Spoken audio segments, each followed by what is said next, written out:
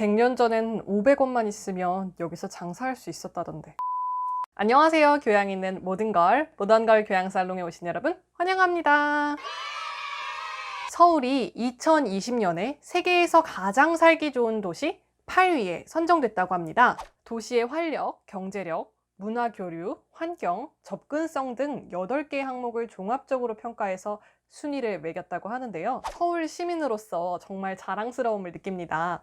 이렇듯 화려하고 편안하기 그지없는 서울. 그런데 여러분 혹시 100년 전의 서울의 모습을 상상해 보신 적 있으신가요? 100년 전의 서울은 아직 광복도 되지 않았고 지금처럼 교통, 통신, 상업이 발전하지 않았던 도시였는데요. 심지어 청계천에서는 빨래도 했었답니다. 상상이 안 되시죠?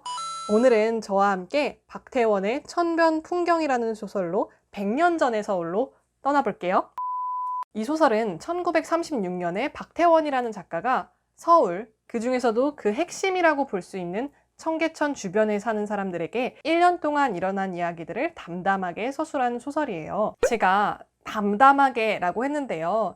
보통 소설이라고 하면 주인공이 명확하게 있고 그리고 그 주인공을 중심으로 해서 일어나는 이야기들에 대해서 쓰잖아요. 그런데 이 책은 청계천 주변에 사는 서민 약 70여 명의 이야기를 그냥 무덤덤하게 풀어쓰고 있어요. 그래서 딱히 주인공이라고 할 사람도 없고 엄청난 감정의 동요도 없습니다. 그런데 마치 시대극을 본 것처럼 과거의 청계천의 모습을 본 것 같은 소설책이에요. 이렇듯 현실을 리얼하게 사실적으로 묘사한 문학을 리얼리즘 문학이라고 하는데요. 이 책은 한국 리얼리즘 문학의 걸작이라는 평가를 받아 서울대 권장도서 100권 중에 한 권으로 선정되기도 했답니다. 원래 청계천은 콘크리트로 덮여 있다가 2005년에 비로소 다시 복구가 되었는데요. 이 주변은 이제는 집은 전혀 없고 빌딩들이 가득 차 있으며 엄청나게 발전해 있죠. 그래서 지금의 모습으로는 상상이 안 되는 모습들이 이 소설 안에 녹아져 있습니다. 예를 들어서 청계천에서 빨래를 하는 모습이요. 예전에는 5전에서 10전 정도를 내고 청계천에서 빨래를 했었다고 하네요. 또 청계천에서 장사를 하려면 한 50전 정도만 적어도 있으면 됐다고 해요. 당시 당구장에서 일하는 월급이 한 11원 정도였다고 하네요. 물가 차이는 있겠지만 이럴 때 정말 타임머신이 간절해지네요. 그리고 지금은 거의 없는 개념인데요. 드난이라고 해서 남의 집에 들어가 살면서 그 집 일을 해주는 사람들도 많이 있었다는 것을 알 수 있었어요. 그리고 카페에서는 사람들이 심심치 않게 일본어로 말을 하는 것도 볼 수 있고요. 결혼은 주로 집에서 했는데 잔칫집이다 보니 거짓대들이 어떻게 알고 몰려와서 밥을 얻어먹곤 했다고 합니다. 지금으로는 사실 상상이 전혀 되지 않는 모습들이죠. 이 책에는 정말 많은 인물들이 등장을 하는데요.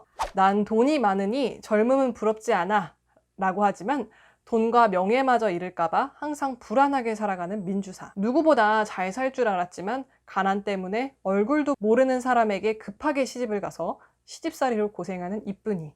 카페에 여급으로 있는 일본인인 하나코와 기미코 등 청계천 주변에 사는 많은 사람들의 이야기를 그리고 있습니다.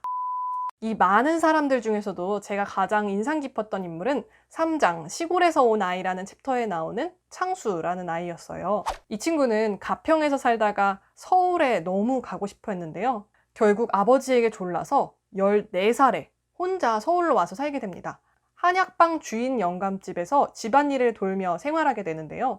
가평에서는 정말 똑똑하다, 영리하다 라는 말을 듣는 아이였지만 서울 생활은 쉽지 않았습니다. 당시 전차도 다니고 사람이 많은 서울의 모습에 첫날부터 어리둥절하는 모습을 보여요. 그리고 서울에 처음 올라온 날 주인 영감의 담배 심부름을 가게 되는데요.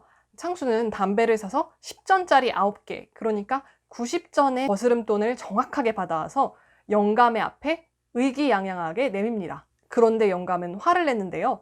알고 보니 10전과 5전의 크기가 비슷해서 하나는 5전으로 거슬러 왔다고 하네요. 다시 담배가게로 돌아가서 돈을 돌려달라고 했지만 돌려줄 리가 없었겠죠. 시골에서는 한 번도 이런 일을 당한 적 없던 아이가 그토록 가고 싶던 서울에 온 첫날 느꼈을 충격. 여러분 짐작이 가시나요? 저는 이 대목에서 지금도 그렇지만 당시에도 뭔가 서울은 정신을 똑바로 차리고 살아야 하는 도시였다는 생각이 들더라고요. 이렇듯 치열한 도시의 삶에서 마냥 당하기만 할 것 같던 창수. 그런데 창수도 변해요. 24절에 창수의 금이 환양은 창수가 서울에 온 지 6개월쯤 지난 뒤의 이야기인데요. 담배 하나 사면서 뒤통수를 맞던 창수가 14K 시계, 거울, 만년필 등 사치품을 사서 자신을 돌보던 한약방 주인에게 마음에 안 들었던 것 할 말을 다 하고 다시 고향으로 돌아가는 이야기가 나옵니다. 그리고 이런 말이 나와요. 사람 새끼는 서울로 라는 말은 어쩌면 지연일지도 모른다. 도회의 감화란 실로 무서운 것인 듯 싶어 서울에 올라온 지 반년이 채 다 못 돼요. 그렇게도 어리고 또 순진하던 14살짜리 소년 창수는 이미 이만큼 자라고 또 영리해진 것이다. 오늘은 이렇게 박태원의 천변 풍경에 대해서 알아보았습니다. 저는 이 책을 읽으면서 과연 이 사람들의 후손은 어떻게 살고 있을까? 그리고 또 나의 100년 뒤의 사람들은 어떤 삶을 살게 될까 궁금해지더라고요. 그 점에서 오늘의 역사를 잘 만들어 가야겠다는 생각이 들었습니다. 그럼 오늘 내용도 유익하셨길 바랍니다. 좋아요와 구독 누르시고 오늘도 교양 있는 하루 보내세요.